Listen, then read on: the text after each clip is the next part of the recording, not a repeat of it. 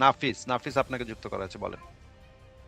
নাফিস আপনাকে যুক্ত করা হয়েছে, বলেন নাফিস। আচ্ছা, সমস্যাটা কি আজকে? নাফিস আপনাকে হ্যালো। যুক্ত করা হয়েছে, বলেন। হ্যাঁ, হ্যালো, বলেন।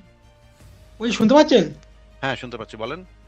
আমার প্রশ্ন হলো, ঈশ্বর যদি না থেকে থাকে তাহলে মানে মৃত্যুর পরে ধরো আপনি 20 বছর 25 বছর পরে মৃত্যু হলো, আপনার মৃত্যুর পরে আপনার কি হবে? আর আপনার যদি বয়স 30 বছর হয়, 30 বছর আগে একটা আপনি একটা কোথায় করে, ছিলেন? একটা একটা করে মৃত্যুর পরে যে আমার কি হবে, মৃত্যুর পরে আমাকে একটা পরী আসবে, পরী এসে আমাকে উড়ায় উড়ায় নিয়ে যাবে কোন কোন নামক একটা জায়গায়, কোন কোন নামক জায়গাতে আমাকে আল্লাহর সাথে বিয়ে দেওয়া হবে।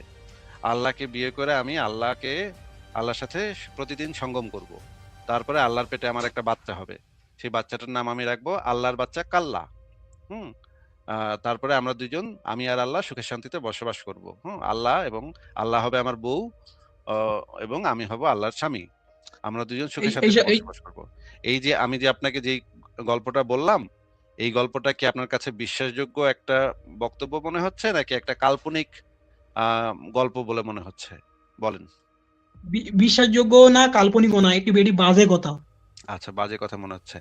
এইরকমই বাজে কথা আমাদের বিভিন্ন নবী মোহাম্মদ থেকে শুরু করে অনেক নবী, অনেক মানে উদ্ভট ধর্মযাজক, এরা আমাদেরকে এই সমস্ত কল্পকাহিনী বলে গেছে। এখন কোনটা আচ্ছা। কল্পকাহিনী, কোনটা বাজে কথা, কোনটা ফালতু কথা, কোনটা অশিক্ষিত মূর্খ চুনাহাগাদের জন্য গল্প, অনেক চুনাহাগা আছে যারা এই সমস্ত গল্পকে বিশ্বাস করে। অনেক বলদ আছে পৃথিবীতে, আচ্ছা। অনেক অনেক বলদ আছে যারা এই আ- টাইপের গল্পকে বিশ্বাস করে। ভাই, আপনি এখন কথা বলবেন না। আমি কথা বলতেছি, মাঝখানে কথা বললে বের করে দিব। মাঝখানে কোনো সাউন্ড করলে আমি খুবই বিরক্ত হই। আমার কথার মাঝখানে কোনো কথা বলবেন না। ঠিক আছে? আমি যেটা বলছি আপনাকে যে এই যে এই টাইপের গল্পগুজব পৃথিবীতে অসংখ্য লোকজন, যেহেতু কেউই জানে না যে মরার পর কি হয় না না হয়, এবং মানুষ সেই প্রাচীনকাল থেকে এই জিনিসটা কল্পনা করে আসতেছে যে আমরা আইলাম কোথা থেকে, মরার পরে যাব কোথায়। এই জিনিসটা প্রাচীনকালের মানুষ উম কল্পনা করত, মনে করত, এই প্রশ্নটার উত্তর খুঁজত। তারা এলাকার কোনো গুরুজন পাইলে বা কোনো ধর্মগুরু পাইলে বা কোনো একজন বয়স্ক মানুষ পাইলে তাদেরকে গিয়ে এই প্রশ্নটা করতো যে আচ্ছা, আমরা মরার পর কি হয়? মরার পর তো আমরা কি আর থাকবো না? আমাদের এই যে এত সুন্দর জীবন, আমরা ঘুরতাছি, ফিরতাছি, খাইতাছি, ফিরতাছি। মরার পর কি সব শেষ হয়ে যাবে? এবং এই যে মরার পর শেষ হয়ে যাবে, এইটা মানুষের একটা আদিম অতৃপ্তি। হ্যাঁ? মানুষ এটাতে খুবই কষ্ট অনুভব করে যে আমি মরে যাবো, আমার কত আত্মীয়স্বজন, বন্ধু-বান্ধব সবাই থাকবে, আমি চলে যাব। এই যে হতাশা, মানুষের ভিতরে এই জিনিসটা একটা হতাশা তৈরি করে। যে শুধুমাত্র আমিই থাকবো না, আমার পোলাপান বড় হয়ে যাবে, আমি থাকবো না পৃথিবীতে। কত সুন্দর পৃথিবী, কত সুন্দর নদী, কত সুন্দর গাছপালা, কত সুন্দর ফড়িং, কত সুন্দর পাখি আকাশে উড়তেছে। এগুলো আমি আর কিছুই দেখবো না। হায়, হায়! এটা কেমনে হয়? এই যে মানে মানুষের ভিতরে যে হতাশা, যে আমি একদিন থাকবো না। এই সুন্দর পৃথিবীটা আমি আর কোনদিন দেখব না। এই হতাশা থেকে মানুষ এই ধরনের কল্পকাহিনী তৈরি করছে বিভিন্ন ধরনের, এবং যারা ছিল বয়স্ক মানুষ, যারা ছিল গুরুজন, তারা এই ধরনের কল্পকাহিনীগুলা মানুষকে বলছে যুগের পর যুগ ধরে। পৃথিবীর বিভিন্ন সভ্যতাতে এই কল্পকাহিনীগুলা একেকভাবে একেক রকম ভাবে আছে। কেউ বলছে যে আমরা মানে নরকে যাব, সেখানে জমজমি আছে, জমজমি আমাদের পিটাবে। কেউ বলছে হচ্ছে গিয়ে স্বর্গ নরক আছে, কেউ বলছে জান্নাত জাহান্নাম, কেউ বলছে এটা সেটা। বিভিন্ন সভ্যতায় বিভিন্নভাবে এই বিশ্বাসগুলা ধীরে ধীরে গড়ে উঠছে যে মরার পরেও একটা জীবন আছে, এখানে আমরা। এবং এই বিষয়গুলো গড়ে ওঠার পেছনে মূল কারণটা কি ছিল?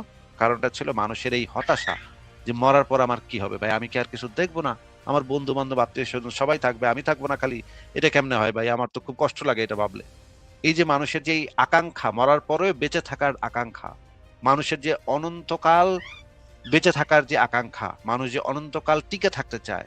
একটা যে কোনো প্রাণী, যে কোনো জীব, তাদের একটা জীবগত বৈশিষ্ট্য হচ্ছে তারা অনন্তকাল বেঁচে থাকতে হয়। অনন্তকাল বেঁচে থাকা যাচ্ছে না, আমরা মরে যাচ্ছি। এই জিনিসটাই মানুষের ভিতরে এই অতৃপ্তি তৈরি করে। হ্যাঁ? এই অতৃপ্তি থেকে এই গল্পগুলা তৈরি হয়। এই ফ্যান্টাসি গুলা তৈরি হয়। ফ্যান্টাসির জগতে মানুষ এই জিনিসগুলো ভাবে যে আমি মরার পরে আল্লাহরে বিয়ে করব। আমি মরার পরে দুনিয়াতে সখিনা, আমার পাশের বাসার সখিনা, তারে আমি কত ভালোবাসতাম, সে আরেক মানে কুদ্দুসের সাথে বিয়ে করে চলে গেছে। এখন আমার খুব কষ্ট হয় ভাই। কিন্তু আমি কল্পনা করতেছি মরার পরে আমি গিয়া সখিনারে আমি আমি বিয়ে করব, সখিনার সাথে আমি সংসার করব। এই যে মরার পরে এটা আমি পাবো, সখিনারে আমি দুনিয়াতে পাইলাম না, কিন্তু কিয়ামতের ময়দানে আমি পাবো বা পরকালে গিয়ে আমি পাবো। হ্যাঁ, সকিনারে আমি কতই ভালোবাসছিলাম, হ্যাঁ, কিন্তু সে আবার, আমি রক্ত দিয়ে চিঠি লিখছিলাম সকিনারে, কিন্তু সকিনা আমার চিঠি মানে ডাস্টবিনে ফালায় দিয়া কুদ্দুসের সাথে ভেগে গেল। এই যে কত হতাশা, কত মানুষের ভিতরে যে এই হতাশাগুলা, এই হতাশাগুলা এই গল্পগুজবগুলা তৈরি করছে। গল্পগুজবগুলাকে মানুষ বোঝে যে এগুলো আসলে যুক্তিহীন গল্পগুজব। তারপরে মানুষ এগুলো বিশ্বাস করতে চায়। কারণ মানুষের ভিতরে এই হতাশাগুলা আছে। মানুষের ভিতরে না পাওয়ার বেদনা আছে, অতৃপ্তি আছে। এই কারণে মানুষ এই জিনিসগুলা বিশ্বাস করতে চায়। এখন এই যে এত হাজার, হাজার গল্পগুজব তৈরি হইছে, এই গল্পগুজবগুলার ভিতরে কোন গল্পগুজবগুলা সঠিক, কোন গল্পগুজবগুলা ভুল, শুধুই গল্পগুজব, সেগুলো আমরা আইডেন্টিফাই করি কিভাবে? সেগুলা আইডেন্টিফাই করি যুক্তি তথ্য প্রমাণের মাধ্যমে। আমরা শুধুমাত্র দেখি কোন গল্পর পিছনে যুক্তি তথ্য প্রমাণ আছে, আর কোন গল্প জাস্ট কিছু মানুষ বানাইছে, বানায় বানায়, কোনো যুক্তি নেই, কোনো প্রমাণ নাই, হুদাই বানায় বানায় কইছে। এই যুক্তি তথ্য প্রমাণ দিয়ে আমরা যাচাই করে দেখি এই জন্য যে কোন পৃথিবীর এরকমের লক্ষ লক্ষ গল্প আছে, সেই লক্ষ লক্ষ গল্পগুলোর ভিতরে কোন গল্পগুলা বাস্তবে সত্য, বাস্তবতার সাথে মেলে, আর কোনগুলা বাস্তবতার সাথে মেলে না।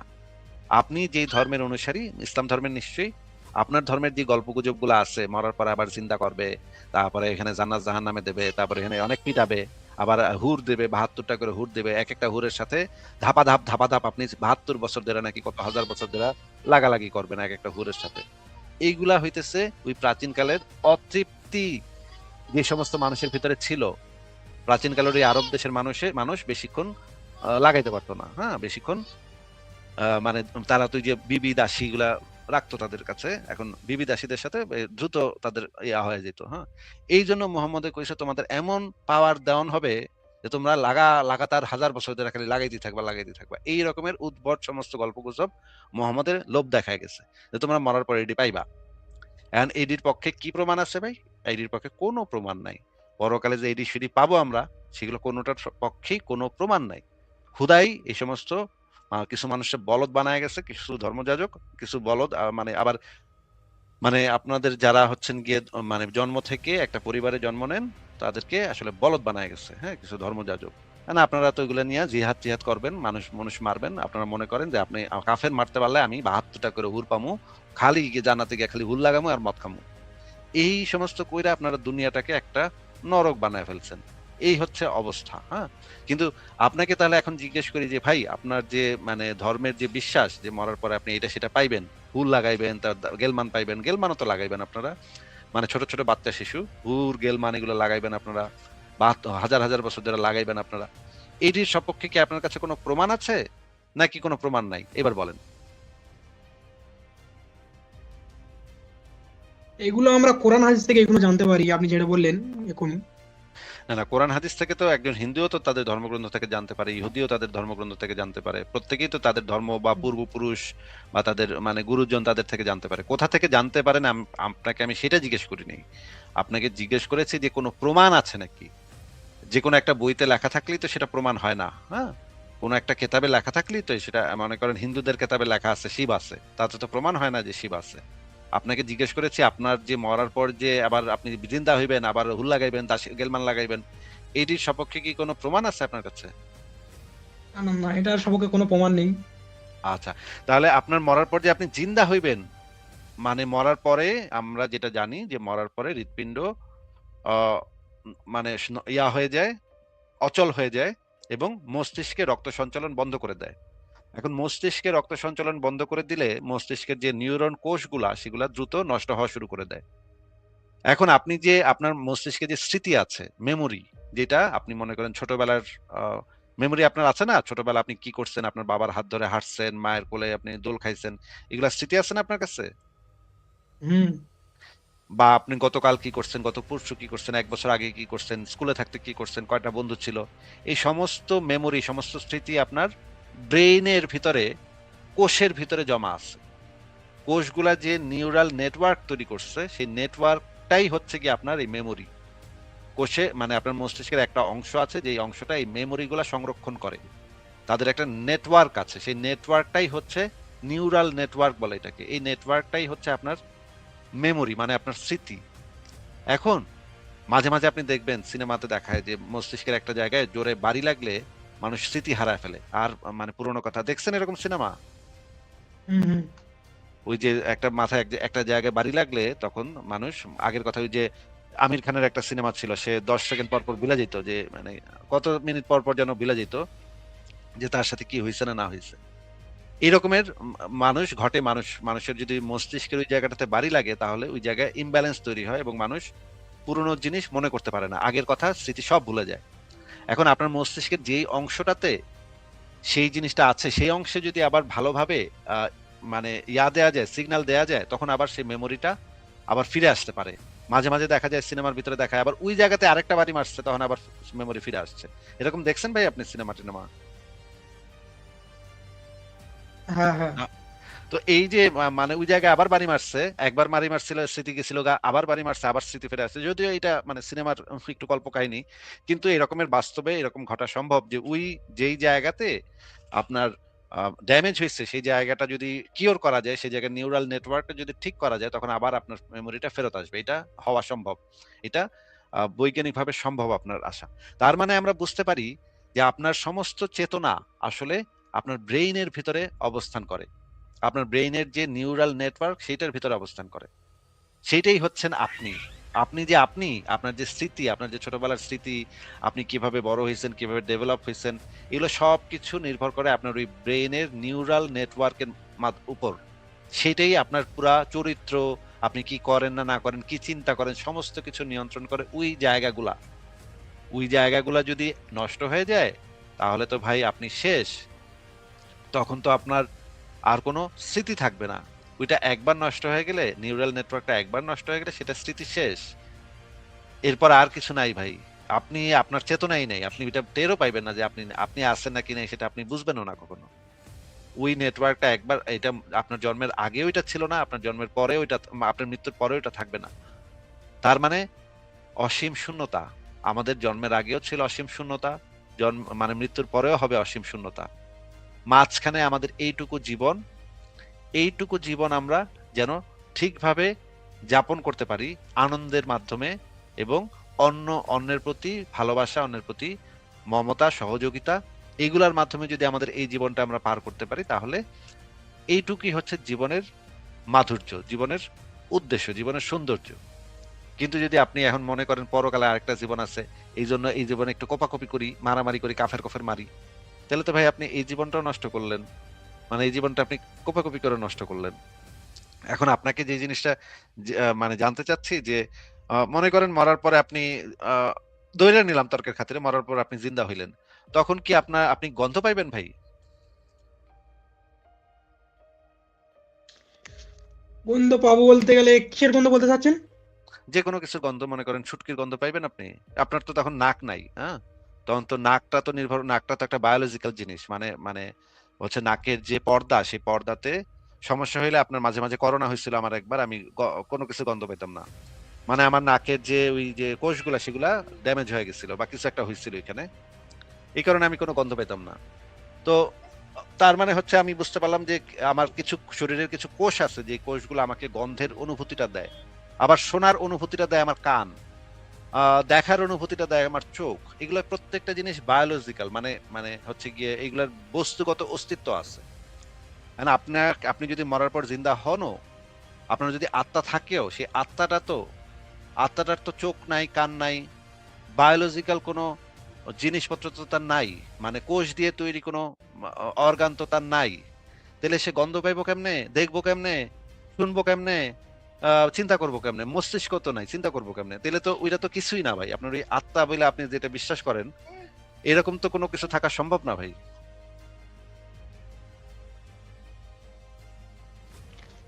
ঠিক আছে, আমি আপনার কথা বুঝতে পেরেছি। আমার আরেকটি প্রশ্ন আছে। মরার পরে আপনারা আপনার একটি যখন হাদিস কবর নিয়ে দেয়, মানে ভুল ব্যাখ্যা মরার করেন, পরে আমি দেখেছি আপনার ভিডিও। মরার পরে যখন হাদিস আপনাকে নাম্বারটা কি কবর বলবো? দেওয়া হয়, মরার পরে যখন আপনাকে কবর দেওয়া হয়, তখন আপনার বডিটা কি হয় বলেন তো? ওনার পরে কবর দেওয়ার পরে বিভিন্ন পোকামাকড় আমার বডির মানে মাংস সব খেয়ে নেয়, হাড়ও খেয়ে নেয় কিছু বছর পরে, 5-10 বছর পরে। 5-10 বছর পর খেয়ে নেয়। তাহলে ওই সব কিছু তো এখানে নষ্ট হয়ে যাচ্ছে। আপনার যে মগজের যে কোষগুলা, সেগুলো তো এখানে নষ্ট হয়ে যাচ্ছে নাকি থাকতেছে? আচ্ছা আচ্ছা। তাহলে আপনি বলছেন কিন্তু থাকছেন না, কিন্তু যেই সৃষ্টিকর্তা আমাদের এই পৃথিবীতে পেয়ে সেই সৃষ্টিকর্তা আবার তো আমাদের তুলতে পারে নাকি? সেটা তো আপনার মানে অন্ধবিশ্বাস, সেটার সপক্ষে তো কোনো প্রমাণ নাই। আমার কথা কি শুনতে সৃষ্টিকর্তার পাচ্ছেন? সপক্ষে আমি তো শুনতে পাচ্ছি। আপনি যে সৃষ্টিকর্তা বলছেন সেটাও তো আপনার অন্ধবিশ্বাস। সেটার তো কোনো প্রমাণ নাই ভাই। সেটা তো একটা প্রাচীনকালের মানুষের রূপকথার গল্প। সেটার সপক্ষে কোনো প্রমাণ আছে আপনার কাছে? প্রমাণ নেই, কিন্তু বিভিন্ন প্রমাণ, বৈজ্ঞানিক ভাবে প্রমাণ নেই, কিন্তু আমরা দেখলে বুঝতে পারি এই পৃথিবী, এই মহাবিশ্ব কিভাবে তা আসলো। দেখলে বুঝতে দেখলে কিভাবে আসলো, এটা তো একটা কোশ্চেন হইলো। এটা তো কোনো সিদ্ধান্ত হইলো না।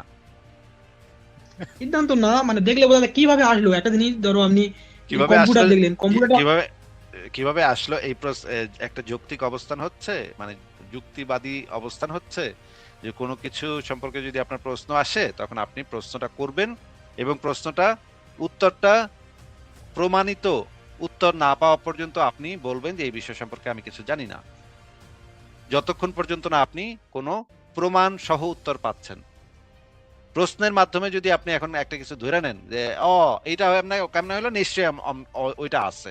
হ্যাঁ, এইটা তো মানে এই জিনিসটাকে প্রমাণ করে না ভাই। মনে করেন আপনার পিঠ চুলকাইতেছে, এখন যদি আমি বুঝতে না পারি যে পিঠ কেন চুলকাইতেছে, এখন কি আপনি ধরে নিবেন যে এটার পেছনে কোনো অতি প্রাকৃতিক কারণ আছে, একটা ফেরেশতা এসে আপনার পিঠে কুসকুস করতেছে, মানে কুটকুট করতেছে? এটা তো আমরা ধরে নেই না, তাই না নাফিজ? আমরা যখন কোনো কিছু দেখি, প্রাকৃতিক কোনো ঘটনা ঘটি, আমরা তো ঘটনা দেখি, মনে করেন আকাশ থেকে বৃষ্টি পড়তেছে, আমরা তো এটা কল্পনা করি না যে আল্লাহ মানে মেঘের উপরে বয়ে বয়ে মুততাছে। এটা কি আমরা কল্পনা করি? এটা আমরা কল্পনা করি না, কিন্তু আল্লাহই তো বৃষ্টিটা দিচ্ছে নাকি? না অটোমেটিক কোথা থেকে আসলো এই বৃষ্টিটা আকাশে? কোথা থেকে আসলো সেটা যদি আমরা না জানি তাহলে তো আমাদের মানে কাজটা হবে যে সেটা জানার চেষ্টা করা, যে এই বৃষ্টিটা কোথা থেকে আসতেছে। প্রাচীন কালের মানুষ এই হ্যাঁ। রকমের অনেক কিছু জানতো না, এই কারণে তারা অনেক উদ্ভট গল্প গুজব তৈরি করতো। ঠিক আছে, এই যে বৃষ্টিকে বজ্রপাত হুম। কেমনে হইতেছে এটা জানতো না মানুষ। প্রাচীন কালে জঙ্গলে জঙ্গলে ঘুরতো মানুষ আর দেখতো যে আকাশে বিরাট একটা বজ্রপাত হইলো, দম করে শব্দ হইলো, ভয় পায় যেত।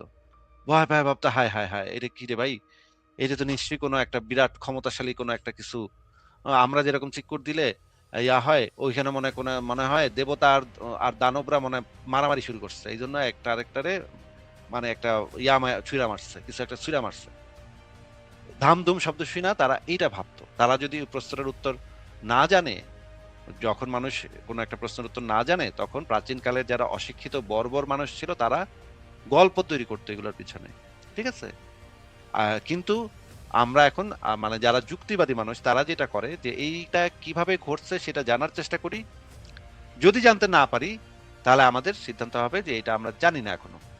আর যদি জানতে পারি তাহলে তো জানতেই পারলাম। কিন্তু এই যে প্রাচীনকালে মানুষ যে জিনিসগুলো ভাবতো যে ওই বজ্রপাত হইতেছে, দুই ফেরেশতা ফেরেশতা আর শয়তান মারামারি করতেছে, পিটাপিটি করতেছে, এই জিনিসগুলো তো এখন আর আমাদের বিশ্বাস করার কোনো কারণ নাই, কারণ আমরা এই সমস্ত বিষয়ের বৈজ্ঞানিক ব্যাখ্যাগুলা জানি যে কিভাবে দুইটা মেঘ ঘষা খাইলে তাদের ভিতরে এই বজ্রপাত জিনিসটা তৈরি হয় এবং সেটা কিভাবে একটা সাউন্ড ওয়েভ তৈরি করে, এই জিনিসটা বৈজ্ঞানিক ভাবে আমরা জানি। এখন আর ওই যে প্রাচীনকালের ওই রূপকথা যে দেবতা ফেরেশতা আর শয়তান পিটাপিটি করতেছে, এইটা বিশ্বাস করার আর কোনো যৌক্তিক কারণ নাই। আপনি এখন যে জিনিসটা ভাবতেছেন যে এটা তাহলে এটা কেমনে হইলো ভাই, পাহাড়টা এত বড় হইলো, সমুদ্রটা এত বিশাল হইলো কেমনে ভাই, তা নিশ্চয়ই আল্লাহ আছে। এটা হচ্ছে ওই যে প্রাচীনকালের মানুষদের মতো চিন্তা ভাবনা। কিন্তু যুক্তিবাদী মানুষরা এইভাবে চিন্তা করে না। যুক্তিবাদী মানুষরা চিন্তা করে এইভাবে যে আমি এটা জানার চেষ্টা করি যে এটা কিভাবে হয়েছে, বাস্তবে এটা প্রমাণ সহকারে, যুক্তি প্রমাণ সহকারে এটা কিভাবে ঘটছে সেটা আমরা জানার চেষ্টা করি। যদি আমরা তারপরেও জানতে না পারি তখন আমাদের সিদ্ধান্তটা হবে যে এই বিষয় সম্পর্কে আমরা এখন পর্যন্ত বলতে পারতেছি না, জানি না।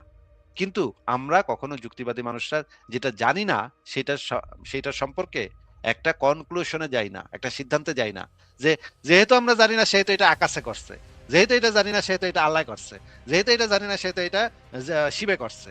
এইটা আমরা যাই না ভাই। যদি না জানি তাহলে আমরা বলি যে এইটা সম্পর্কে আমরা জানি না। এইটাই কি একটা যৌক্তিক পজিশন না? আচ্ছা, উনি চলে গেছে। দেখেন ওনাকে কত ভালোভাবে বোঝানোর পরেও উনি মনে হয় না কিছু বুঝছে। এই হচ্ছে মুমিনদের অবস্থা আর কি। ভাই আমরা তো প্রমাণ নাই, যুক্তি নাই, প্রমাণ নেই, তাতে কি হয়েছে? এটা কেমনে হয়েছে আমরা জানি না, সুতরাং আল্লাহ করছে। এই হচ্ছে অবস্থা। ঠিক আছে, পরের